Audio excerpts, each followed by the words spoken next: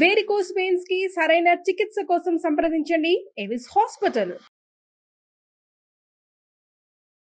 నమస్తే రమ్మగారు. నమస్తే జయ. దెయ్యాల దిబ్బ వజ్రాల హారం లాస్టే చివరి భాగంలోకి వచ్చాం. యాక్చువల్గా ఇది చిన్న భాగమే జయ. మన ఈ పుస్తకాల గురించి చెప్పుకోవాల్సిన విషయాలు చాలా ఉన్నాయి. అడపా చిరంజీవి గారు, ఆయన చాలా మెచ్చుకోవాలి. పాపం ఒక్క కథ కోసం అడిగితే ఆయన 10 కథలు చెప్పండి అమ్మా అన్నారు ధారాళంగా. చాలా బాగున్నాయి కూడా. బాగున్నాయి. క్లాసిక్ బుక్స్ వాళ్ళు ప్రింట్ చేశారు జయ. ఇవి 2 పుస్తకాలుగా చేశారు. మొత్తం 10 కథలు. 10 కథల్ని 2 పుస్తకాలు చేశారు. మనం ఆన్లైన్లో దొరుకుతాయి, ఫ్లిప్కార్ట్లో బుక్ చేసుకోవచ్చు. నేను గబగబా చెప్పేస్తా కదా, మీరు నిదానంగా తాపిగా చక్కగా సరదాగా చదువుకోవచ్చు. పిల్లలకి చెప్పడానికి కూడా బాగుంటాయి. అంటే మరి 3-4 ఏళ్ల పిల్లలకి చెప్పద్దు. ఈ మన జానపద కథలు వినడానికి ఇష్టపడే పిల్లలు ఉంటారు, సోషియో ఫ్యాంటసీస్ కొంతమందికి నచ్చుతాయి కదా, వాళ్ళకి చెప్పడానికి బాగుంటుంది. భైరవద్వీపం లాంటి సినిమాలని ఇష్టపడే పిల్లలకి ఈ కథలు చాలా బాగుంటాయి. మీకు కూడా ఒకవేళ జానపద కథలు ఇష్టమైతే చాలా బాగుంటాయి. చక్కగా ఇంట్లో ఉంచుకోవాల్సినవి ఈ 2 పుస్తకాలు. అంటే ఇంకా ఎవరైనా రైటర్లు కనుక ముందుకొచ్చి అమ్మ మా కథలు కూడా చెప్పండి అంటే వాళ్ళకు కూడా చెప్తాం. వాళ్ళ పేరు వాళ్ళ పుస్తకాలు ఎక్కడ దొరుకుతాయి అవి కూడా చెప్పచ్చు. అవకాశం దొరికితే చెప్తాను జయ. అట్లా అవును, మనకి పుస్తకాలు కావాలి. ఎలాగో కొంచెం కొత్త కథలు అందించాలి, కొత్త కథలు అందించాలి. కొంచెం ఈజీగా జనాలకి ఈ పుస్తకాలు ఉన్నాయి, ఇవి సరదాగా కొనుక్కొని చదువుకోవచ్చు. పిల్లలు చదివే పిల్లలు ఉంటే కనుక కథలు చెప్పడానికి, పిల్లలకి కథలు చెప్పే ఏజ్ పిల్లలు జయ 11 ఏళ్ళు 9 ఏళ్ళ నుంచి 15 ఏళ్ళ దాకా మన కథలు వింటారు జయ పిల్లలు. 9 to 15 డెఫినెట్గా మనం చదివి చెప్పచ్చు. చదువుతూ వెళ్తే పిల్లలు వినే పిల్లలు కూడా ఉంటారు. మీకు ఒకే ఒక ప్లస్ పాయింట్ ఏంటంటే పిల్లలతో మీరు గడిపే క్వాలిటీ టైము. పిల్లలు పడుకునేటప్పుడు ప్రశాంతంగా తల్లులో తండ్రిలో పక్క నుండి ఒక 2 మంచి మాట్లాడుతూ కంఫర్ట్ చేస్తూ వాళ్ళని చెప్పటం వల్ల మీ బాండ్ పెరుగుతుంది. మొదటిది.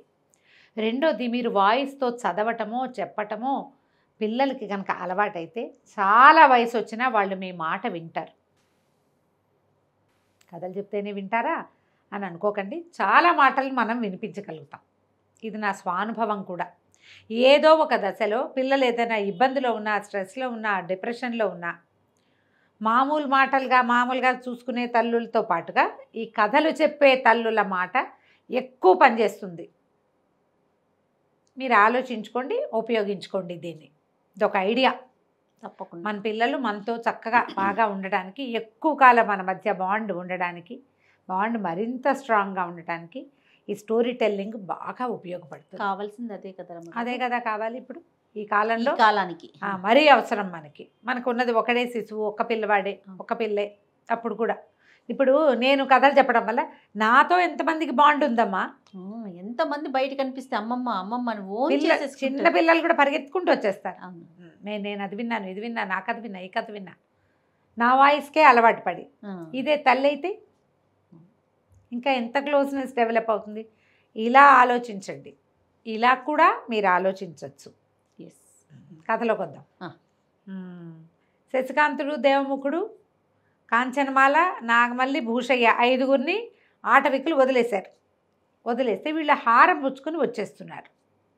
ఎలా జరిగింది, ఏం జరిగింది, మమ్మల్ని ఎవరు పట్టుకున్నారు, ఇవన్నీ ఒకళ్ళ కథలు ఒకళ్ళకి చెప్పుకున్నారు. భూషయ్య దగ్గర దారి మీకు దూరపు దారి చెప్పాడు. మేము దగ్గర దారిని వచ్చాము. అక్కడేమో వీళ్ళు ఆటవికులు ఎదురుపడ్డారు. ఇట్లా ఫైట్ చేస్తామంటే అమ్మో యువరాణి గారికి కత్తి యుద్ధాలు వచ్చా, అదే ఇదని సరదాగా కబుర్లు చెప్పుకుంటున్నారు. ఇంకేముంది, ఆభరణం దొరికేసింది, ఇంక వెళ్ళిపోవటమే సొంత రాజ్యానికి. శశికాంతుడు అదే ఆలోచిస్తున్నాడు. అయితే ఇలా ముందుకెళ్ళేసరికల్లా ఏమైంది, ఒక్క ఉదుటన వాడెవడో ఒక బలాఢ్యుడైన వాడు వీళ్ళ మీదకి లంఘించాడు. హారం అక్కడ పెట్టి కదలండి అంటాడు. తీరా వాడెవడో చూస్తే ఎవడు, ప్రచండు, ఆ దొంగల నాయకుడు. ఈ ఆటవికులు మా మీద పడి హారాన్ని లాగేసుకున్నారు. అది మేము మొదట పట్టుకెళ్ళిపోయింది. మేము సైనికులను 100 మందిని కొట్టి తీసుకుపోయాం. మమ్మల్ని కొట్టి ఆటవికులు తీసుకుపోయారు. మా వాళ్ళంతా తలా పక్కకి అయిపోయారు. మీరు లోపలికి వెళ్ళటం చూసాం. ఒకవేళ మీరు సాధిస్తే మిమ్మల్ని సాధించి నేను హారాన్ని పట్టుకెళ్దామని ఇక్కడ ఆగాను. నాతో యుద్ధం చేసి హారం తీసుకోమన్నాడు. సరే, ఏమిటి పందెం ఏంటంటే, అలాగే ఎవడు ఓడిపోతే వాడు వెళ్ళిపోతాడు, గెలిచిన వాడిదే హారం. గెలిచిన 1 to 1 ప్రచండు సిద్ధపడ్డాడు. అయితే ప్రచండు ఏమనుకున్నాడంటే, సాదాసీదాగా ఉన్నటువంటి యువకుడు వీడి దగ్గర ఖడ్గచాలని విద్యలు అవి ఏదో ప్రచండంగా ఉంటాయని ఇతను అనుకోలేదు. వీడు పైగా దేశదిమ్మరిగా వేరే దేశం నుంచి వచ్చినవాడు, రాజకన్య యువకుడు అయితే కాదు వాడు. అంటే ఏదో చిన్న క్షత్రియ రక్తం ఎక్కడైనా ఉందేమో కానీ మనకి కథలో కూడా అబ్బాయి క్షత్రియుడని అదని మనకి చెప్పాల. కానీ వాళ్ళ నాన్న ఉద్యోగస్తుడు ఆ నగరంలో. ఇద్దరు యుద్ధం మొదలుపెట్టారు. ఎంత బాగా యుద్ధం చేశాడో శశికాంతుడు. ఎందుకంటే అబ్బాయి ముందు నుంచి ఖడ్గ విద్య నేర్చుకుని ఉన్నాడు. ఇప్పుడు ఒకడు నేను ఇంత పని చేస్తాను, ఆ ఊరు నుంచి వేరే దేశం నుంచి ఒక పక్షిని వెతుకుతూ అది పట్టుకెళ్ళిన హారాన్ని వెతుకుతూ వచ్చాడంటే వాడికి ఏదో ఒక దమ్మో దిలాసావో ఉండాలిగా. ఏ ధైర్యంతో వచ్చాడు? తన ఖడ్గ విద్యనే నమ్ముకుని వచ్చాడు అతను. అవును, అవసరమైతే నేను యుద్ధం కూడా చేయగలనని. కాకపోతే ఈ కథల్లో ఇట్లా చూపిస్తారు కానీ ఈ ఖడ్గ విద్యలు కరాటేలు అవన్నీను బై ప్రాక్టీసే పెరుగుతాయి జయ. చాలా రోజులు ఆ పని చేయకపోతే వాళ్ళకి అంత చురుగ్గా ఉండదు. కుర్రాడు కాబట్టి చురుగ్గా ఉన్నాడేమో. వీళ్ళు ఏం చేస్తున్నారు ఈ మధ్య అంతా? గుర్రాలు వేసుకున్నాడు, తిరుగుతున్నారు అంతే. ఇతను ఇప్పటిదాకా ఈ అబ్బాయి ఫైట్ చేసిన సీనే లేదు. ఒకటే ఫస్ట్ సీను ఆటవికలతోటి ఫైట్ చేసింది. ఈ ప్రచండు ఇతను విపరీతంగా కొట్టుకున్నారు. చివరికి శశికాంతుడి చేతిలో కత్తి ప్రచండు చేతిలో కత్తిని ఎగరగొట్టేసింది. కత్తి ఎగిరి ఎక్కడో పడిపోగానే ప్రచండు నోరు మూసుకొని నుంచున్నాడు. తీసుపో, నువ్వు గెలిచావు కాబట్టి. ధర్మం ఉంది, ఆటవికుల దగ్గర కూడా ధర్మాలు ఉన్నాయి. అదే సరే వదిలేశాడు. నేను ఎంతో ఆశ పెట్టుకున్నాను, ఈ గుంట నక్క భూషయ్యని మాత్రం నాకు ఇచ్చేసి, వీడు మమ్మల్ని మోసం చేశాడు, నేను తీసుకొచ్చేసాడు, నీకేమో దారి చెప్పాడు, యువరాణిని వెంట పెట్టుకొచ్చాడంటే ఇతను ఏమన్నాడంటే నన్నేమైనా చేస్తేనే నువ్వు భూషయ్యని పట్టుకెళ్ళగలవు. భూషయ్యకే చెప్పాను నీ ప్రాణానికి నా ప్రాణం అడ్డని. ఇప్పుడు వాణ్ణి నీకు ఇచ్చేస్తే ఎలా కుదురుతుంది? నేను ఆ మాట చెప్పి ఈ వస్తువు ఎక్కడుందో కనుక్కున్నాను. నేను తీసుకెళ్ళి యువరాణికి అప్పచెప్పాను. నేనుండగా భూషయ్యని ముట్టుకోవడానికి వీల్లేదు. భూషయ్యని ఇవ్వను, హారాన్ని ఇవ్వను. నేను గెలిస్తే భూషయ్య నావాడే, హారము నాదేనన్నాడు. ఇప్పుడు గెలిచాక ఇక పళ్ళు పిండుకుంటూ ప్రచండు ఇంకేమీ చేయలేక వెనక్కి వెళ్ళిపోయాడు. ఈ హారాన్ని పట్టుకుని వచ్చేసారు. భూషయ్యని అతని ఇంట్లో వదిలిపెట్టారు. రాకుమార్తెని ఆమె చెలికత్తెని రాజ్యంలో వదిలిపెట్టి లోపలికి వెళ్ళిపోయారు. లోపలికి వెళ్ళిన తర్వాత ఆడందరూ మాట్లాడుకున్నాక చెప్పింది అమ్మ, ఇతనే నా ప్రాణాలు రక్షించాడు, అడవిలో పులిబారి నుంచి రక్షించాడు అని చెప్తే తండ్రి అన్నాడు అలాగేనమ్మా ఇతన్నే వివాహం చేసుకుందు కానీ ఒప్పుకున్నాడు.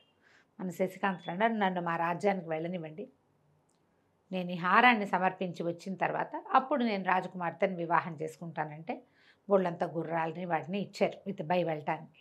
వీళ్ళ రాజ్యం దాకా మరి ఇంత ప్రయాణం చేయాలిగా.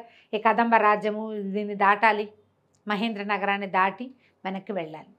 రాజ్యంలోకి వెళ్ళారు. వెళ్ళి రాజుగారిని కలుసుకున్నారు. సభలో అందరూ ఉండగానే ఈ దేవముఖుడు తల్లి వాళ్ళు కూడా వచ్చారు. ఇతని తల్లి దేవముఖుడు తల్లిని కూడా తీసుకుని వెళ్ళిపోయారు. వెళ్ళిపోయి దట్టిలోంచి హారాన్ని తీసి చూపించారు. ఇదిగో మీ హారం అనేసరికల్లా రాణిగారు ఎంత సంతోషించింది. ప్రజలందరూ ఆశ్చర్యపోయారు. పక్షిరాజు తీసుకెళ్ళిన హారం ఇదే. పథకం పెట్టాడు కంసాలి, దీనికి ఒక పథకం చేయించింది కదా కాంచన్మాల, పథకం తీసేసుకున్నారు. తీయించి అమ్మాయి పెట్టుకుంది. ఒట్టి హారాన్నే పట్టుకొచ్చాడు. వీళ్ళ దగ్గర ఉంది కదా పథకం ఒకటి, దాని మీద శంఖముద్ర ఉందని చెప్పారు. పేసరికల్లా ఆశ్చర్యపోయారు రాజుగారు. మహత్తరమైన శక్తిని సాధించావు, దీన్ని ఎట్లా తీసుకొచ్చావు, ఎట్లా తీసుకురాగలిగావు, ఆ పక్షి నీకు ఎట్లా దొరికిందంటే పక్షితోటే సాక్ష్యం చెప్తాను మహారాజా, చెప్పిస్తానన్నాడు. అని చెప్పి ఏం చేశాడు, కళ్ళు మూసుకొని దేవముఖుడి మీద కొరిగిపోయాడు. ప్రజలంతా అటు ఇటు పైకి చూస్తున్నారు. ఇతను ఒరిగిపోయిన సంగతి ఎవరు గమనించలే. దేవముఖుడు ఇట్లా నడుం చుట్టూ చేసి శవాన్ని ఆపుకున్నాడు. డెడ్ బాడీ, ప్రాణం లేదు కదా. వీళ్ళు ముందుగానే ఒక చనిపోయిన పక్షిని తెచ్చి బయట ఏర్పాటు చేసుకుని వచ్చారు లోపలికి. ఓహో. ఈ వెంటనే ఈ బాడీ శశికాంతుడి ఆత్మ వెళ్ళి ఆ చనిపోయిన పక్షిలో దూరింది. పక్షి లోపలికి ఎగురుకుంటూ వచ్చింది. పెద్ద గద్ద, చాలా కొంచెం పెద్ద సైజుది. వచ్చి లోపలికి వచ్చి జయమ మహారాజా అని చెప్పి, నేనే ఈ వస్తువుని రాణిగారు స్నానం చేసినప్పుడు చెరువు గట్టు మీద కొలను గట్టు మీద పెట్టిన దాన్ని నేను తీసుకెళ్ళాను. నా ముక్కును గరుచుకొని వెళ్తుంటే ఆ శశికాంతుడి ఇంట్లో ఆ పథకం పడిపోయింది. శశికాంతుడు నిర్దోషి అని చెప్పింది. చేలంతా ఆశ్చర్యపోయారు. పక్షి రివ్వుమని బయటికి వెళ్ళిపోయింది. అది బయటికి వెళ్ళిపోగానే శశికాంతుడు లేచేశాడు. ఎవ్వరికీ తెలియలే. ఇప్పుడు జనమంతా ఒక విషయం మీద నిమగ్నులై ఉన్నారనుకో, ఒక దాని మీద, మిగిలిన దాన్ని చూడరు కదా, చూసుకోరు. ఈ చూసుకోని క్రమంలో పక్షి వచ్చింది, సాక్ష్యం చెప్పేసింది. రాజుగారు ఎంతో ఆనందించాడు, బోలెడన్ని బహుమతులు ఇచ్చాడు శశికాంతుడికి. ఇతనికి సహాయం చేసినందుకు దేవముఖుడికి కూడా బోళ్ళు బహుమతులు ఇచ్చి పంపించారు. సరే ఇతను ఏం చేశాడంటే ఈ కదంబ రాజకుమార్తె కాంచనమాలను వివాహం చేసుకోబోతున్నాను నేనని వీళ్ళకి ఇప్పుడు ఈయన ఉద్యోగం ఇస్తానన్నాడు. సర్వసైన్యాధ్యక్షుడికి అసిస్టెంట్గాను అట్లా ఉద్యోగం ఇస్తే ఉద్యోగం అక్కర్లేదని వెళ్ళిపోయాడు. కదంబ రాజ్యానికి రాజయ్యాడు. ఓకే. తర్వాత ఈ అమ్మాయి కాంచనమాల చెలికత్తని నాగమల్లిని పెళ్లి చేసుకున్నాడు దేవముఖుడు. తల్లుడిద్దరూ సంతోషంగా రాజమహల్లోనే ఉండేవాళ్ళు. ఒకనాడు ఏమైందట, ఓ రోజు రాత్రి ఈయన వచ్చి ఒక పులి అక్కడ నిలబడి ఉంది. పులిని పలకరిస్తున్నాడు దేవముఖుడు, మిత్రమా ఏం చేస్తున్నావు అని. అంటే అతను ఏమనుకున్నాడు, ఆ పులి వేషంలో ఉన్నాడు అనుకున్నాడు. పులి శరీరం మార్చుకుంటాడు కదా. దూరం నుంచి మాటలు వినపడుతున్నాయి. శశికాంతుడు కాంచనమాల మాట్లాడుకుంటూ హడిలిపోయాడు, ఇది నిజం పులే. పరిగెత్తుకుంటూ వెళ్ళాడు. నువ్వు పుల్లాగా ఉన్నావేమో అనుకున్నాను అంటే, కాదు అదేదో లేడిని ఆరగించి బద్ధకంగా కూర్చుంది, నువ్వు దాన్ని పలకరించావు అని అందరూ నవ్వుకున్నారు. సంతోషంగా జీవితాన్ని గడిపారు. కథ కంచికి మనం ఇంటికి అయిపోయింది సిరీస్. బాగుందండి, మంచి చాలా చాలా ఇంట్రెస్టింగ్గా ఉంది కదా. అవును. మలుపులు బాగున్నాయి, మంచి కథలు. ఇంకో కథలు చెప్పుకుందాం మళ్ళీ. ఎస్. థ్యాంక్ యూ రమగారు. నమస్తే. నమస్తే చే